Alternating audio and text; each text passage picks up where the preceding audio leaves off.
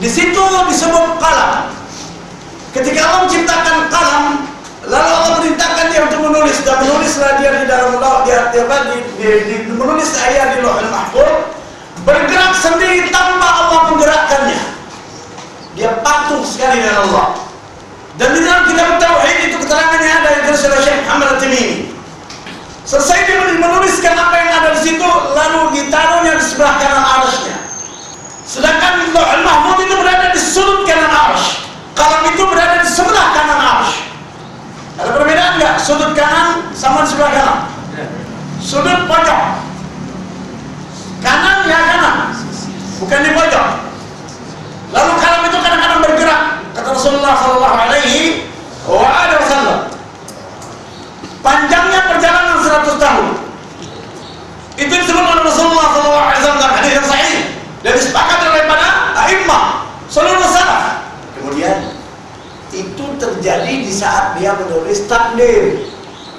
Jadi sebelum takdir, setelah ilmu, irada. Irada itu dia berkehendak. Ketika dia berkehendak menciptakan sesuatu, sebelum sesuatu itu ada, halama, dia bayangkan. Berdasarkan ilmu atau tidak? Berdasarkan ilmu, maka dia bayangkan. Lalu Allah tidak lupa, berarti semuanya teringat. Maka malaikat-malaikat yang ada itu bukan kebutuhan dia, tapi saksi untuk dipantoknya kepada Anda semuanya. Dan itu salah satu bentuk daripada kesombongannya dan bentuk daripada keadilannya. Dia mengadili manusia berdasarkan data yang Anda lakukan. Kemudian setelah itu baru dia mentakdirkan segala sesuatu. Pada saat dia memerintahkan qalam untuk menulis, nukilan apa yang ada pada dirinya dia tulis di Lauhul Mahfuz. Jadi apa yang dasar ia berbuat 3 tadi. Mengapa dia mentakdirkan? Karena dia pertama Al-Muqtadir. Dia mentakdirkan, dia Al-Qadir, punya kekuatan, power untuk itu. Tak ada sesuatu yang bisa membatasinya. Powernya dia berilmu. Tidak start daripada tidak berilmu. Dia Al-Qawi, dia kuat. Kemudian dia mutakabbir, semuanya tunduk dengan kesombongannya berdasarkan perintahnya. Tak ada sesuatu pun yang bisa membatasi takdirnya. Tak ada sesuatu pun yang bisa membatasi dirinya. Sampai langit dan bumi pun tunduk dan patuh padanya. Pada surat yang ke-41 ayat 11. Siap, jilid 4. Kasihkan Ustaz jilid 4. Jangan satu-satu. Silakan baca ayatnya, kemudian baca terjemah. ثم استوى إلى السماء وهي دخان فقال لها وللأرض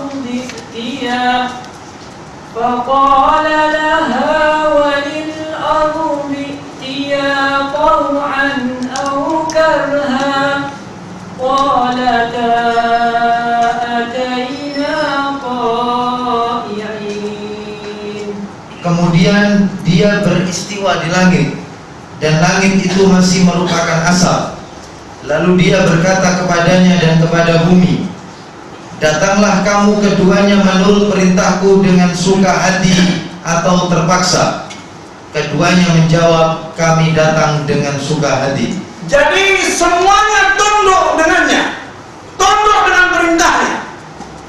Dan perintah itu turun ke langit, turun di langit dan di bumi. Seperti terdapat dalam surat 65 tadi ayat 12. Tatanazzalul amru bainahun. 65 tadi sudah ditulis, 65 itu silakan. Ayat 12 ulangi. A'udzu billahi minasyaitonir rajim. Allahul ladzi khalaqa sab'a samawati wa minal ardi mithlahunna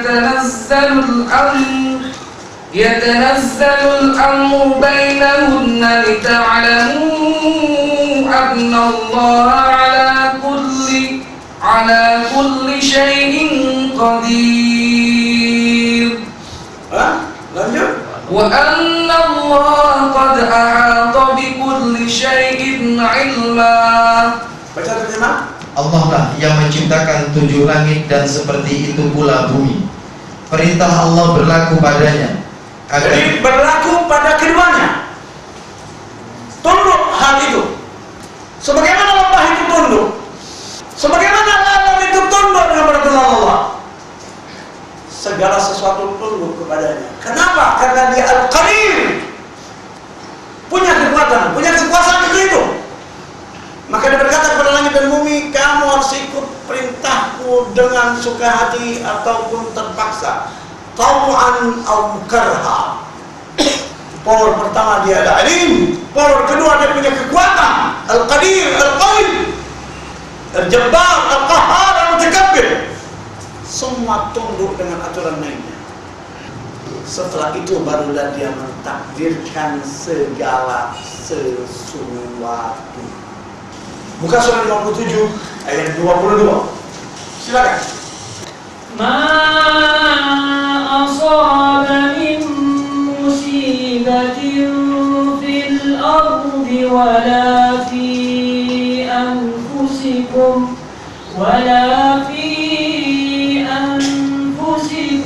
illa fi kitabin min qabli an nabra'aha inna dhalika 'ala Allahi yasir. Tiada suatu bencana pun yang menimpa di bumi, dan tidak pula pada dirimu sendiri, melainkan telah tertulis dalam kitab Lauhul Mahfuz sebelum kami menciptakannya. Jadi kesemuanya itu sudah ditulis, setelah diketahui baru ditulis, baru diciptakan. Anda bayangkan? Dia ketahui dulu, lalu dia tulis, baru diciptakan tanpa ada riset. Kalau ada riset berarti ada beberapa Adam sebelum Adam. Iya nggak? Kata si kafir memang ada beberapa Adam sebelum Adam. Itu kan jil, jaringan iblis laknat. Lalu si kafir bilang ada, yaitu Adam sebelumnya. Lalu si kafir bilang apa? Darwin bilang ada babun.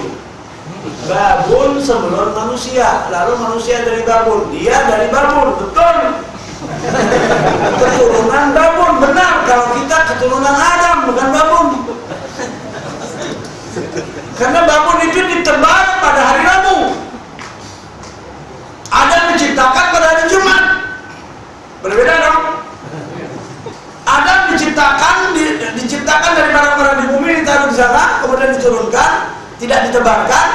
Kalau binatang babon itu ditebarkan. Ada perbedaannya. Kalau Darwin memang dia keturunan babon dan kakek moyangnya memang babon, maka dia perilakunya seperti babi, seperti babon. Jadi tidak ada riset manusia. Langsung diciptakan Adam jadi. Tidak perlu riset. Berbeda atau tidak dengan manusia? Berbeda atau tidak? Lalu kenapa manusia menggaransi barang yang dia ciptakan kekuatannya sekian? Karena ada riset. Iya enggak?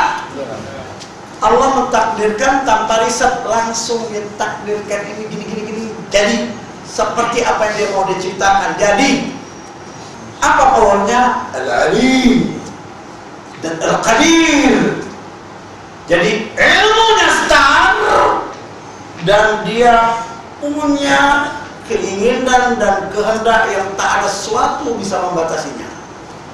Lalu dikatakan musibah akan terjadi di bumi dan musibah pula akan menimpamu. Bukankah itu terjadi dan terjadi? Apakah dia tidak tahu? Sangat amat tahu. Bahkan dia memberitahu dia bisa menggoyang bumi. Di dalam Al-Mulk ayat 17 itu, surat 67. Dia akan menggoyang bumi. Ayat 16 dan 17. Silakan. Amintum. A'udzu billahi minasy syaithanir rajim. A'amintum man fis samaa'i ay yakhsifa bikumul arda fa idza hiya tamur. Am amintum في السماء أن يرسل عليكم حاصبا فستعلمون كيف نذير. Apakah kamu merasa aman terhadap Allah yang di langit, bahwa Dia akan menjungkir balikkan bumi bersama kamu, sehingga dengan tiba-tiba bumi itu bergoncang? Pekerjaan siapa itu? Perintah siapa itu? Terjadinya dari mana? Perintah itu turun dari langit. Buka surat 70 ayat 1 sampai ayat 2. Salah sa'il 1 sampai 4 dulu. سأل سائل بعذاب واقع للكافرين ليس له دافع من الله ذي المعارج. Stop. Seseorang peminta telah meminta kedatangan azab yang bakal terjadi. Dia minta ada azab itu didatangkan, azab yang akan terjadi itu sudah didatangkan. Dari mana? Bagaimana keadaannya? Untuk orang-orang kafir yang tidak seorang pun dapat menolaknya. Jadi ketika turun untuk orang-orang kafir itu tak ada satu pun pembela. Kalau berani nekat di Jogja itu dikirim kiai-kiai khas dan kiai yang mana yang punya sangat ilmu luar biasa, dia akan ditelan oleh gempa Jogja. Kirim, ditelan oleh gempa Jogja, saat jin yang dimiliki. Kalau coba-coba berani bela orang kafir. Kemudian yang datang dari Allah yang mempunyai tempat-tempat naik. jadi azab itu perintahnya turun dari langit. Begitu gunung berbumi disuruh gempa, dia akan goyang. Siapapun yang di atasnya, itu Allah yang memiliki kekuatan al-qawi, al-qadir, qadirun ala kulli syai'. Ini mengapa dia mentakdirkan pengantarnya ini ada Ali, Al-Murid, Al-Halim, Al-Qadir, Al-Muqtadir. Kemudian ayat-ayat takdir ini tidak pula berantem satu sama lainnya. Kita pun harus membahas juga yang namanya masyiah. Masyiah ini berfungsi di dunia dan di akhirat. Iradah itu berfungsi sebelum adanya segala.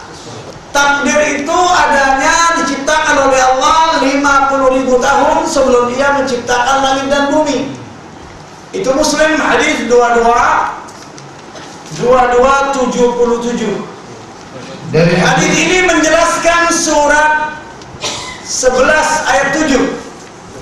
A'udzu billahi minasyaitonir rajim. وهو الذي خلق السماوات والأرض في 6 أيام وكان عرشه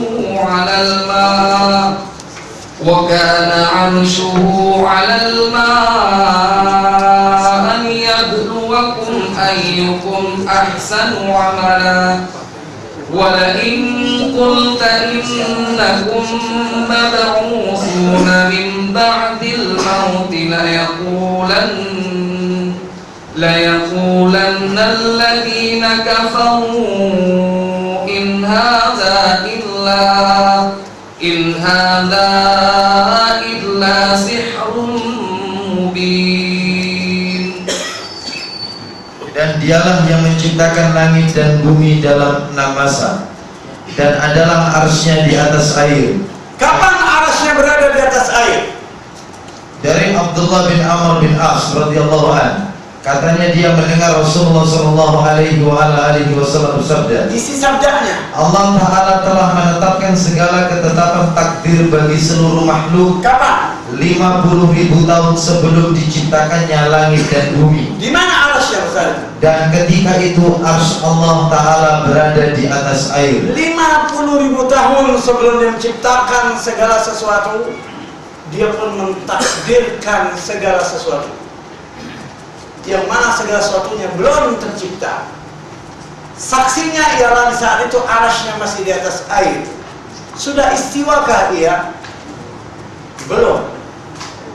Istiwanya Allah setelah arsy-Nya dipikul oleh para malaikat, yaitu pada hari yang ke-7 setelah dia menciptakan segala sesuatunya, selesai menciptakan Adam dan sebagainya. Kalau ditanya kapan takdir itu diciptakan, ditakdirkan oleh Allah kepada seluruh makhluknya, 50.000 tahun sebelum Dia menciptakan langit dan bumi. Berarti sehari sebelum Dia menciptakan langit dan, ya nggak? Sehari sebelum Dia menciptakan langit dan bumi, sehari Dia, seharinya Allah 50.000 tahun. Kemudian kita harus membicarakan masyiah. Apa itu masyiah? Buka surah 22 Al-Hajj ayat 14 dan ayat 17 kalau tidak salah. Buntut ayatnya yahdi man yasha, kemudian ada lagi yahdi man yurid. Jadi 14, 16, kemudian 18 man yasha. Silakan. إن الله يدخل الذين آمنوا وعملوا الصالحات جنات تجري من تحتها الأنهار إن الله يفعل ما يريد وكذلك أنزلناه آيات بينات وأن الله يهدي من يريد وألم تر أن الله يسجد له من في السماوات ومن في الأرض والشمس والقمر والنجوم والجبال والشجر والدواب وكثير حق عليه العذاب ومن يهن الله فما له من مكرم إن الله يفعل ما يشاء. Ada yaf'alu ma yurid, ada yaf'alu. Apa perbedaannya antara ma yurid, ma yasha? Di dalam terjemahannya semuanya kehendak. Potong aja terakhir Ustaz, sepotong terakhir. Sesungguhnya Allah berbuat apa yang Dia kehendaki. Itu ayat berapa? 14. Irada pada hari yaf'alu ma yurid, kehendak katanya kan? Lanjut. 18.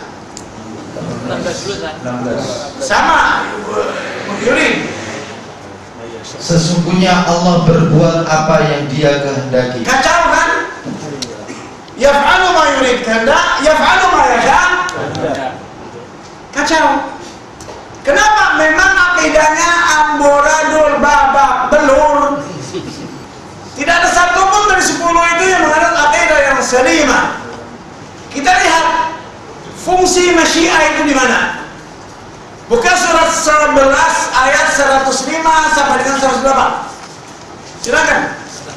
يوم يأتي لا تكلم نفس إلا بإذنه فمنهم شقي وسعيد فأما الذين شقوا ففي النار لهم فيها زفير وشهيق خالدين فيها ما دامت السماوات والأرض إلا ما شاء ربك إلا ما شاء ربك إن ربك فعال لما يريد.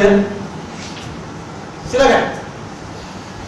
Dikala datang hari itu, tidak ada seorang pun yang berbicara, melainkan dengan izinnya. Terus? Maka di antara mereka ada yang celaka dan ada yang berbahagia. Adapun orang-orang yang celaka, maka tempatnya di dalam neraka. Di dalamnya mereka mengeluarkan dan menarik nafas dengan merintih. Mereka kekal di dalamnya selama ada langit dan bumi, kecuali jika Tuhanmu menghendaki yang lain. Sesungguhnya Tuhanmu Maha Pelaksana terhadap apa yang Dia kehendaki. Kacau ya, satu terus. Adapun orang-orang yang berbahagia, maka tempatnya Enggak. Ulangi. Ulangi sepotong itu. Mereka Annallaha sesungguhnya Tuhanmu Maha Pelaksana yaf'alu ma yurid. Sebelumnya ada ma yasha. Ulangi Ustaz. mereka kekal di dalamnya selama Khalidina fiha ma damatis samawat wal ard. Baca Ustaz. mereka kekal di dalamnya selama ada langit dan bumi, Lalu Allah mengatakan kecuali illa ma syaa rabbuk. kecuali jika Tuhanmu menghendaki yang lain. Nah, masyiat kehendak. Inna rabbaka fa'ala ma yurid, kehendak lagi. Padahal ketika dia masuk ke dalam neraka, kalau Allah menghendaki yang lain dengan masyiat, di situ kan madam sama Allah illa ma syaa rabbuk. Dengan masyiat Allah mungkin nggak dia keluar? Mungkin. Kalau dengan masyiat Allah mungkin dia keluar dari neraka, berarti masyiat berlaku nggak di akhirat? Berlaku kan? Ini masyiat di akhirat. Jadi masyiat itu berlaku di akhirat dan berlaku di dunia. Contoh, wala taqulanna li syai'in inni fa'ilun dzalika ghadan illa an yasha Allah. واذكر ربك إذا نسيت وقل عسى أن يهديني ربي لأقرب من هذا رشدا. Anda kan tidak pernah mengatakan sesuatu kecuali dengan kata-kata insya Allah. Itu ungkapan perintah. Insya Allah itu amar untuk menyikapi masyiah, amar untuk mengungkapkan masyiah. Jadi masyiat itu berlaku di akhirat dan berlaku di dunia. Contohnya berlaku di akhirat, orang masuk neraka mungkin untuk keluar dari neraka, masuk ke dalam surga. Dengan apa? Masyiat. Kemudian contoh, lalu dia berkata, itu tadi surah berapa? Al-Kahfi ya? Itu surah Al-Kahfi. Ayat? Baik. Kemudian ada contoh. Yaghfiru liman yasha' wa yu'adzibu man yasha'. Mengampuni siapa yang dia kehendaki dan merahmat dan menyiksa siapa yang dia kehendaki. Al-Baqarah ayat 286. Silakan. Lillahi ma fis samawati 84 ya. wa ma fil ardh. 84 itu ya. Wa in tubdu ma fi anfusikum aw tukhfuhu yuhasibukum billah fayaghfiru liman yasha' wa yu'adzibu man yasha'. Wallahu ala kulli syai'in qadir. Nah, Kepunyaan Allah lah segala apa yang ada di langit dan apa yang ada di bumi. Dan jika kamu melahirkan apa yang ada di dalam hatimu atau kamu menyembunyikannya, niscaya Allah akan membuat perhitungan dengan kamu tentang perbuatanmu itu. Maka Allah mengampuni siapa yang dikehendakinya. kacau lagi kan? Ia bisa mengampuni dengan masyiahnya siapa yang dia kehendakinya, plus Dan menyiksa siapa yang dikehendakinya. siapa yang dia dengan masyiahnya pun siapapun bisa dia siksa. Masyiah bukan? Masyiah itu berlaku di dunia dan di akhirat. Kemudian kita lihat, jadi masyiah itu berfungsi di dunia dan di buktinya dia berfungsi di akhirat apa? Orang bisa keluar dari, orang bisa berada dalam al-a'raf, lalu masuk ke dalam surga atau masuk ke dalam, lalu dari neraka dia pun mungkin untuk keluar dari neraka masuk ke dalam. Kesemuanya ini terjadi karena masyiah. Lalu orang yang berdosa diampunkan oleh Allah dengan diperintahkan agar dia menumpahkan dosanya kepada Yahudi dan Nasrani di hadapannya. Terjadi dengan apa? Masyiah. Lalu dia pun masuk ke dalam surganya Allah.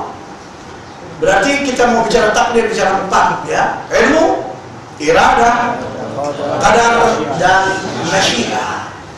Kemudian Tunjukkan saya sesuatu yang tidak terkena takdir. Jam berapa ini?